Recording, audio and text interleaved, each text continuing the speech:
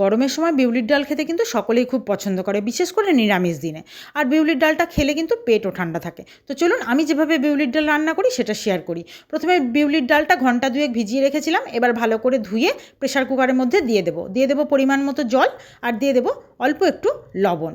লবণটা দিয়ে দেবো সামান্য একটু কাঁচা সর্ষের তেল। তারপর প্রেশার কুকারের ঢাকা বন্ধ করে কয়েকটা সিটি দিয়ে নেব। ডালটা ভালোভাবে সেদ্ধ হয়ে যাবে। এবার এই মশলাটা রেডি করে নেব, আদা, কাঁচা লঙ্কা আর মৌরি বাটা। আর এই দেখুন ডাল আমার এদিকে সেদ্ধ হয়ে গেছে। তারপর কড়াইয়ে সর্ষের তেল গরম করে তার মধ্যে দিয়ে দেবো জিরে, তেজপাতা, শুকনো লঙ্কা ফোড়ন, সঙ্গে দিয়ে দেবো একটুখানি হিং। এবার মশলাটা খুব ভালোভাবে ভাজা ভাজা হয়ে গেলে বেটে রাখা মশলাটা এর মধ্যে দিয়ে দেবো। বেশ কিছুক্ষণ নাড়াচাড়া করে মশলাটা কষানো হয়ে গেলে সেদ্ধ করে রাখা ডালটা এর মধ্যে সম্পূর্ণ ঢেলে দেবো। আর পরিমাণ মতো জল খানিকটা এর মধ্যে দিয়ে দেবো।